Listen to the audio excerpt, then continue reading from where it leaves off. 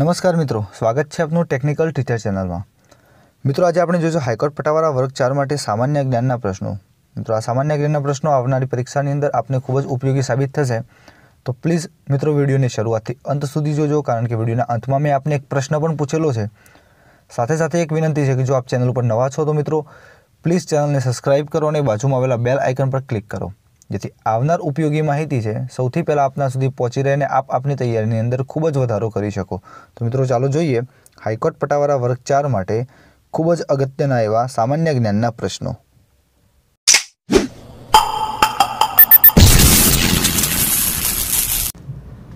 Number 1, કોણે દાંડી કૂચને મહાભિનિષ્ક્રમણ સાથે સરખાવી છે? તો મિત્રો અહીંયા સાચો જવાબ થશે મહાદેવભાઈ દેસાઈ।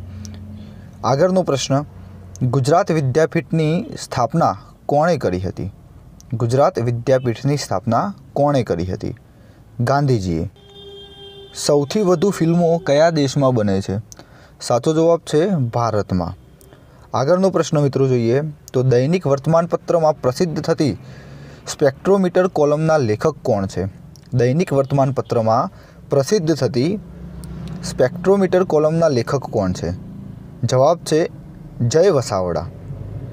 પિનકોડમાં પહેલા 2 અક્ષર શું દર્શાવે છે? પિનકોડમાં પહેલા 2 અક્ષર છે એ શું દર્શાવે છે? સાચો જવાબ છે રાજ્ય। જંગલ બુકના લેખક કોણ છે? સાચો જવાબ મિત્રો અહીંયા થશે જંગલ બુકના લેખક છે રૂડયાર્ડ કિપલિંગ। નેક્સ્ટ ક્વેશ્ચન, ખેલાડી માટે ટીમ શબ્દ વાપરીએ તો સૈનિક માટે કયો શબ્દ વપરાય? ખેલાડી માટે ટીમ શબ્દ વાપરીએ તો સૈનિક માટે કયો શબ્દ વપરાય? લશ્કર। અંગદનો પગના લેખક કોણ છે? અંગદનો પગના લેખક કોણ છે? સાચો જવાબ છે હરીશ ધોળકિયા। સાલાર જંગ સંગ્રહાલય ક્યાં આવેલું છે? સાલાર જંગ સંગ્રહાલય ક્યાં આવેલું છે? હૈદરાબાદમાં। કઈ કંપની ઓએનજીસીને હેલિકોપ્ટર સેવા આપે છે? પવનહંસ। રાફાલ શું છે? યુદ્ધ વિમાન। અખબાર શબ્દ મૂળ કઈ ભાષાનો શબ્દ છે? તો મિત્રો અહીંયા અખબાર શબ્દ એ અરબી ભાષાનો શબ્દ છે, માટે સાચો જવાબ છે અરબી। યોગના કુલ કેટલા અંગો છે? 8। ગુજરાત રાજ્યનો સ્થાપના દિવસ કયો છે? ગુજરાત રાજ્યનો સ્થાપના દિવસ કયો છે? સાચો જવાબ છે 1 મે। માનનીય પ્રધાનમંત્રીએ જનધન યોજનાનો આરંભ ક્યાંથી કરાવ્યો હતો? માનનીય પ્રધાનમંત્રીએ જનધન યોજનાનો આરંભ ક્યાંથી કરાવ્યો હતો? સાચો જવાબ છે દિલ્હીથી। ગુજરાતી ભાષા કઈ ભાષામાંથી જન્મી છે? તો મિત્રો ગુજરાતી ભાષા એ સંસ્કૃત ભાષામાંથી જન્મી છે, તો સાચો જવાબ છે સંસ્કૃત। શારદા પીઠ કયા સ્થળે આવેલું છે? શારદા પીઠ કયા સ્થળે આવેલું છે? તો મિત્રો અહીંયા સાચો જવાબ જે છે એ થશે દ્વારકા। 60 વર્ષ પૂરા થાય 60 વર્ષ પૂરા થાય ત્યારે ઉજવાતો ઉત્સવ કયા નામે ઓળખાય છે? તો મિત્રો 60 વર્ષ પૂરા થાય ત્યારે ઉજવાતા ઉત્સવને હીરક મહોત્સવ કહેવામાં આવે છે, માટે સાચો જવાબ છે હીરક મહોત્સવ। 2 જૂન 2014ના રોજ તેલંગાણા કયા રાજ્યમાંથી જુદું થઈ નવું રાજ્ય બન્યું હતું?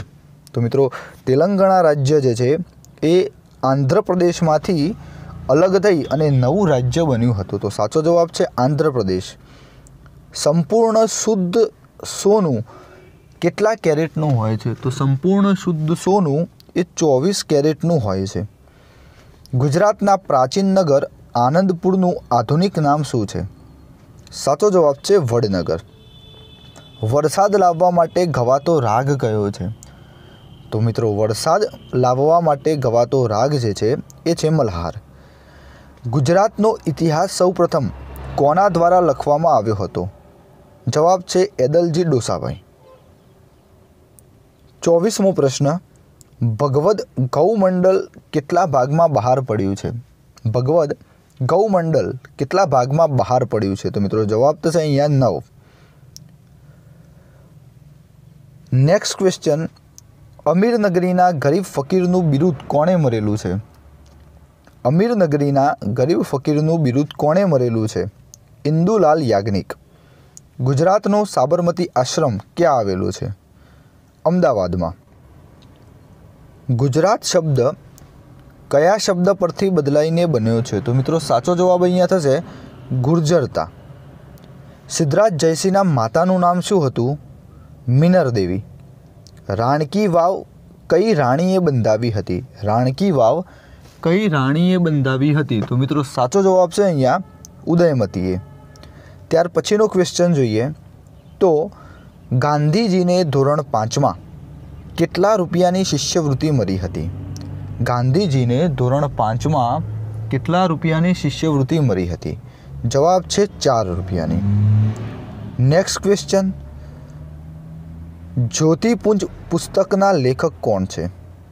જ્યોતિપુંજ પુસ્તકના લેખક કોણ છે? તો મિત્રો જવાબ છે નરેન્દ્ર મોદી. તારંગા પર્વત કયા જિલ્લામાં આવેલું છે? તો તારંગા પર્વત એ મહેસાણા જિલ્લામાં આવેલું છે, માટે જવાબ થશે મહેસાણા. નેક્સ્ટ ક્વેશ્ચન જોઈએ મિત્રો, બ્રિટિશ શાસન વખતે કચ્છના ચલણી સિક્કા કયા નામે પ્રચલિત હતા? સાચો જવાબ છે કોરી. મહાગુજરાત સીમા સમિતિના અધ્યક્ષ કોણ હતા? જવાબ છે પુરુષોત્તમ દાસ. સિદ્ધરાજ જયસિંહ પછી ગુજરાતની ગાદી કયા રાજાના હાથમાં આવી? સિદ્ધરાજ જયસિંહ પછી ગુજરાતની ગાદી કયા રાજાના હાથમાં આવી? તો મિત્રો જવાબ છે અહીંયા કુમારપાર. નેક્સ્ટ ક્વેશ્ચન જોઈએ તો ભારતના કુલ 562 દેશી રાજ્યોમાં ગુજરાતના કેટલા રાજ્યો હતા? ભારતના કુલ 562 દેશી રાજ્યોમાં ગુજરાતના કુલ કેટલા રાજ્યો હતા? જવાબ છે 366.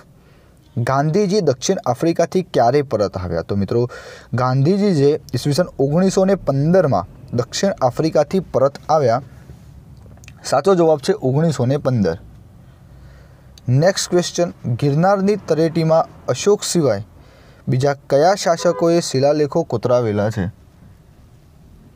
ગિરનારની તળેટીમાં અશોક સિવાય બીજા કયા શાસકોએ શિલાલેખ કોતરાવેલા છે? તો મિત્રો અહીંયા જવાબ થશે રુદ્રદામા અને સ્કંદગુપ્ત. સાચો જવાબ છે રુદ્રદામા અને સ્કંદગુપ્ત. ધોળાવીરા કયા જિલ્લામાં આવેલું છે? તો મિત્રો ધોળાવીરા એ કચ્છ જિલ્લામાં આવેલું છે. સાચો જવાબ છે કચ્છ. અસ્મિતા પર્વ કયા દિવસે ઉજવવામાં આવે છે? અસ્મિતા પર્વ કયા દિવસે ઉજવવામાં આવે છે? તો મિત્રો સાચો જવાબ છે હનુમાન જયંતિ. મોઢેરામાં વિશ્વ વારસાનું કયું સ્થળ આવેલું છે? મોઢેરામાં વિશ્વ વારસાનું કયું સ્થળ આવેલું છે? જવાબ છે સૂર્ય મંદિર. ભવાઈમાં કેવી વર્તનો સમાવેશ કરવામાં આવે છે?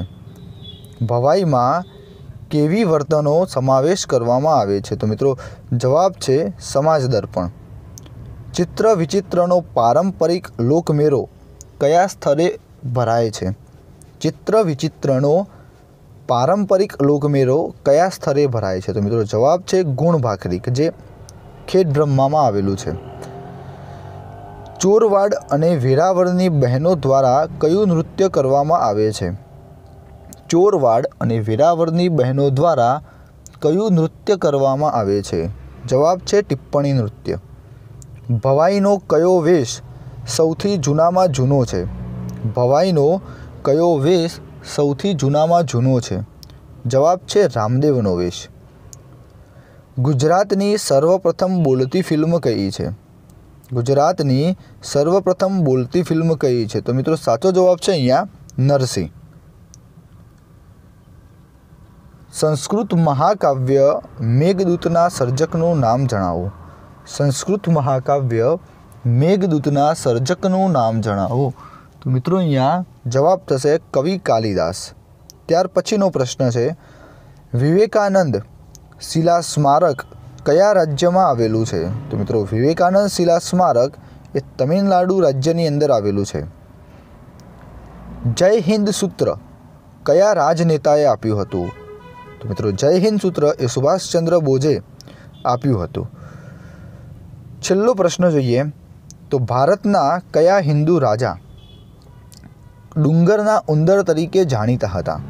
ભારતના કયા રાજા ડુંગરના ઉંદર તરીકે જાણીતા હતા? તો જવાબ છે છત્રપતિ શિવાજી.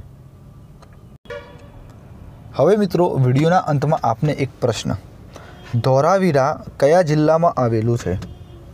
ધોળાવીરા કયા જિલ્લામાં આવેલું છે? મિત્રો આ પ્રશ્નનો જવાબ છે આપ સત્વરે કોમેન્ટ બોક્સમાં લખીને જણાવશો.